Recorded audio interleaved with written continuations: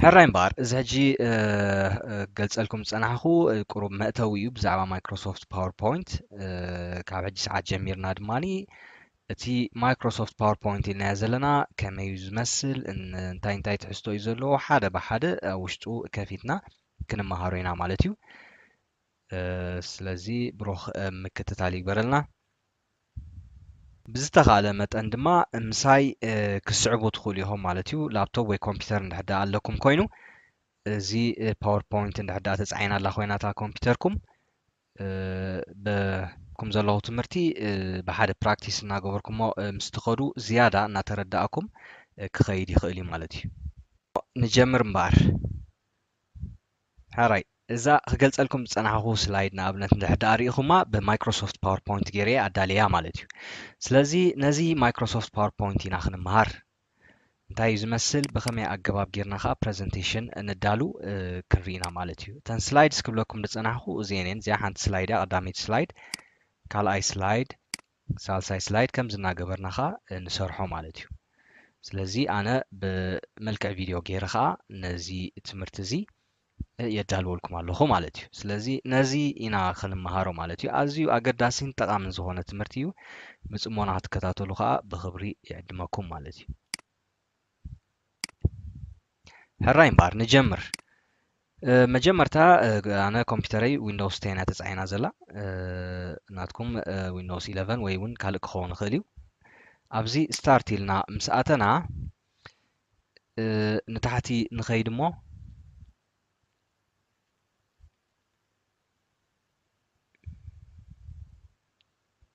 أبزي باوربوينت زبلا لنا مالتي سلازي نزينا نخفتا باوربوينت زبلا لنا نزيا نخفتا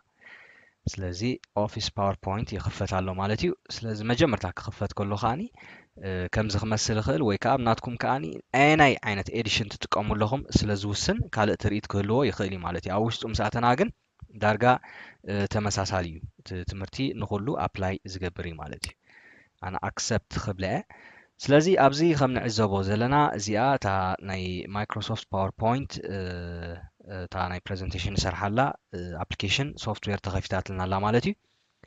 በዚ ጎኒ ከምቲ ኩሉ ግዜ ንፈልጦ ኤክስ ኣለና ኤክስ ማለት ክሎዝ ክንዓፅዎ እንድሕዳእ ደሊና እዩ ኣብዚ ሪስቶር ዳውን ወይ ከዓ ማክሲማይዝ ኣለና ሪስቶር ክንገብሮ ንኽእል ኢና ማክሲማይዝ ክንገብሮ ንኽእል ኢና ኣብዚ ከዓ ሚኒማይዝ ክንገብሮ ከዓ ንኽእል ኢና ማለት እዩ እዚ ኩሉ ንፈልጦ እዩ ኣብዚ ኩዌሽን ማርክ ኣላትና እዛ ኩዌሽን ማርክ ናይ ሄልፕ እያ ማለት እዩ እዚ ሳይን ኢን ድሕር ዳ ጌርና ከዓኒ ናብቲ ዋን ድራይቭ ወይ ከዓኒ ናብቲ ኦፊስ ዶት ኮም ኣካውንት እንድሕዳ ኣለና ብኡ ክንኣቱ ንኽእል ኢና ማለት እዩ ኩሉ ግዜ ብዛ ፓወርፖይንት ትብል ተፃሒፋታ ዘላ እቲ ታይትል ወይ ከዓ ኣርእስቲ ናይቲ ንሰርሖ ዘለና ዶኩመንት ኣብዚ ይመፅእ ማለት እዩ ኣብዚ ብላንክ ፕሬዘንቴሽን ዝብል ኣሎ እዚ ነፃ ዝኾነ ፕሬዘንቴሽን ማለት ካብ ስክራች ጀሚርካ ክሰርሕ እንድሕዳ ደሊኻ ኣብዚ ብላንክ ፕሬዘንቴሽን ክትኣቱ ትኽእል ኢኻ ኣብዚ ከዓ ዝተፈላለዩ ቴምፕሌትስ ኣለዉ ማለት እዩ ኦልሬዲ ድልዋት ዝኾኑ በዚኣቶም እውን ክትጅምር ትኽእል ኢኻ ማለት እዩ ካልእ ኣብዚ ሞር ቲምስ ዝብል ኣለና ካብ ኦፊስ ዶት ኮም ዳውንሎድ ክንገብር ንኽእል ኢና ማለት እዩ ዝተፈላለዩ ፕሬዘንቴሽንስ ማለት እዩ ኣብዚ ክልተ ነገር ይረአየና ኣሎ ሪሰንት ዝብል ኣሎ ፒንድ ዝብል ኣለና ሪሰንት እንድሕዳ ዝብል ኣሎ ኮይኑ ቅድሚ ሕጂ ከፊትናዮም ዝነበርና ናይ ማይክሮሶፍት ፓወርፖይንት ፕሬዘንቴሽንስ ኣብዚ ይመፁ ማለት እዩ ኔም ናይቲ ፋይል ኣለና ኣበይ ከም ዝርከብ ከዓ እቲ ሎኬሽን ናቱ ኣብዚ ኣለና ማለት እዩ ከምኡ እውን መዓስ ከፊትና ተጠቂምና ኣሎ ከም ዝነበርና ከዓ ኣብዚ ብግዜ ይሕብረና ኣሎ ማለት እዩ ኣብዚ ከዓ ፒን እንድሕዳ ጌርናዮ ከዓኒ እንድሕዳ ፒን ጌርና ከዓ ኣብዚ ኢዝሊ ክንረኽቦ ንኽእል ማለት እዩ እቲ ፋይል እንድሕዳ 10 ግዜ ንጥቀመሉ እንድሕዳ ኮይና ፒን ንገብሮ ሞ ካብ ክፍት ኣቢልና ብቐሊሉ ክንጥቀመሉ ንኽእል ማለት እዩ ስለዚ እዚ እቲ ሆም ኣብ ሆም ኢና ፀኒሕና ኣብዚ ኒው እንድሕዳ ኣቲና ከዓኒ ኒው ፕሬዘንቴሽን ክንሰርሕ እንድሕዳ ደሊና ኣብዚ ኒው ንኣቱ ማለት እዩ ቴምፕሌትስ ኣብዚ ኦንላይን እንድሕዳ ኢንተርነት ኣለኩም ኮይኑ መንገዲ ኢንተርነት ኣብዚ ሰርች ጌርኩም ፕሬዘንቴሽንስ ከተምፅኡ ትኽእሉ ኢኹም ተዘይኮይኑ ግን እዚኣን ፕሬዘንቴሽን ኣብዚ ንሪአን ዘለና ከዓኒ ኦልሬዲ ምስቲ ማይክሮሶፍት ፓወርፖይንት ተፃዒኑ ዝመፅእ ፕሬዘንቴሽንስ እዩ ማለት እዩ ካልእ ኣብዚ ኦፐን እንድሕዳ ኢልና ቅድሚ ሕጂ ከፊትናዮም ዝነበርና ሪሰንት PowerPoint presentation سابزي كزرزرولنا مالتيو سلازي بقليلو كفيتنا كنسرح نغلينا ويكات سرحنا هنقصل نخلينا مالتيو folders ندحدا إلنا خاني توم كفيتنا مزنبرنا folders أو آتينا خنكفت كنسرح خا نخلينا مالتي أوشت أمزلو presentation كفيتنا نسرح نخلينا مالتي سلازي زيوم لو معلت زخفتكم سلازي خونو أبزي مزيام مالو مالتي presentation أبزخا لو معلتي ስለጠቀም ኩሎም ወይ ከዓ ዝኸፈትኩም presentation ስለዝኾኑ ኣብዚ መፅኦም ያለው ማለት እዩ ተዘይ ኮይኑ ዚስ ፒሲ ኢልና ኣቲና ካበይ ናይ ፓዝ ክንከፍት ከም ዝደለና ኸ ኣብዚ ክንሕብራ ንኽእል ኢና ማለት እዩ ንኣብነት ኣብ ማይ ዶክመንትስ እንድሕር ደኣ ኣነ ኣትየ እዞም ፋይላት እዚኣቶም ኣለዉ ማለት እዩ ማይ ዶክመንትስ ከፊተ ዝኾነ ፕሬዘንቴሽንስ እንድሕር ኣለኒ ኮይኑ ካብኡ ክኸፍት ክኽእል እየ ማለት እዩ ተዘይ ኮይኑ ንኣብነት ኣብ ፍላሽኩም ክጸንሕ ይኽእል እዩ ፕሬዘንቴሽን ዘቐመጥኩሞ ኣብቲ ናታትኩም ፍላሽ ድራይቭ ሪሙቫብል ዲስክ ካብኡ ክጸንሕ ይኽእል እዩ ካብኡ ክትከፍቱ ትኽእሉ ኢኹም ወይ ድማ ኣብ ዳውንሎድስ ፎልደር ድዩ ኣብ ሚውዚክ ፎልደር ድዩ ኣብ ፒክቸርስ ኣብ ቪዲዮስ ድዩ ክጸንሕ ስለ ዝኽእል ብኸምዚ ኦፕን ኢልኩም ከፊትኩም ክትጥቀሙ ትኽእሉ ኢኹም ማለት እዩ ብተመሳሳሊ ብራውዝ እንድሕር ኢልና ኸኣኒ ካበይ ክትከፍት ከም ዝደለኻ እቲ ፕሬዘንቴሽን ናትካ ኸ ከፊትካ ክትጥቀም ትኽእል ኢኻ ማለት እዩ ኣብዚ ኣካውንት ዝብል ኣለና ከምቲ ዝበልኩኹም እዚ ማይክሮሶፍት ኦፊስ ብነፃ ዝዝርጋሕ ኣይኮነን ዝሽየጥ እዩ ስለዚ እቲ ናትካ ማይክሮሶፍት ኦፊስ ናቱ ፕሮዳክት ኪ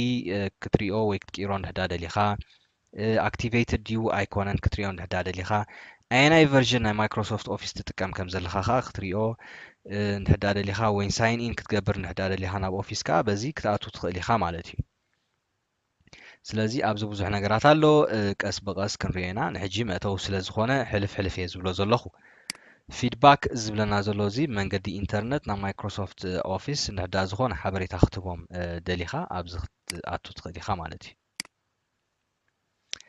ስለዚ ብቐሊሉ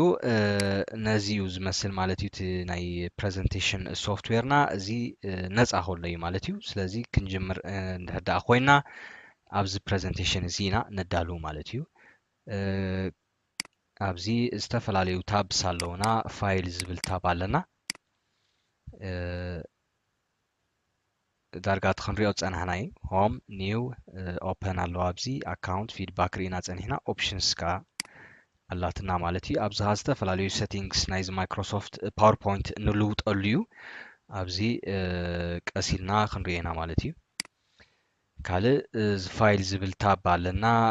ሆም ዝብል ታብ ኣለና ኢንሰርት ዲዛይን ትራንዚሽን ከም ዝናበለ እዛ ሪበን እዚኣ ከዓኒ ዝተፈላለዩ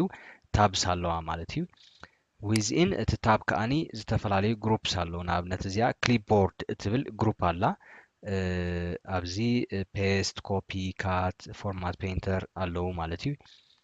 ኣብዚ ስላይድስ ዝብል ግሩፕ ኣሎ ፎንት ዝብል ግሩፕ ኣሎ ፓራግራፍ ዝብል ድሮዊንግ ኤዲቲንግ እናበለ ይቕፅል ማለት እዩ ኣብ ኢንሰርት እንድሕር ደኣ ኣቲና ከዓ ከምኡ ስላይድስ ዝብል ሓደ ግሩፕ ኣሎ ቴብልስ ዝብል ሓደ ግሩፕ ኣሎ ኢሜጅስ ዝብል ካልእ ግሩፕ ኣሎ ማለት እዩ ከምዚ እናበለ ከዓ ይቕፅል ማለት እዩ ስለዚ እዚዩ እቲ ማይክሮሶፍት ፓወርፖይንት ኢልና ንፅውዖ ቀስ እናበልና ከዓኒ በብሓደ ክንመሃሮ ኢና ማለት እዩ ንሎሚ ኣብዚ ክኣኽለና እዩ ስለ ዝተኸታተልኩምኒ ኣዝየ ዘመስግን ነዚ ቪድዮ ላይክ ብምግባር ዘለኩም ኮመንት ድማ ኣብ ኮመንት ብምፅሓፍ ሕቶታት ክኸውን ይኽእል ርእቶታት ክኸውን ይኽእል ማለት እዩ ከምኡውን ሳብስክራይብ ብምግባር ነዚ ቻነል ከተተባብዑና ይምህፀን ብተወሳኺ እውን ካልኦት ኣሕዋትና መታን ክመሃሩ ነዚ ቪድዮታት ሼር ኣብ ምግባር ኣይንሕማቕ የቐኒየለይ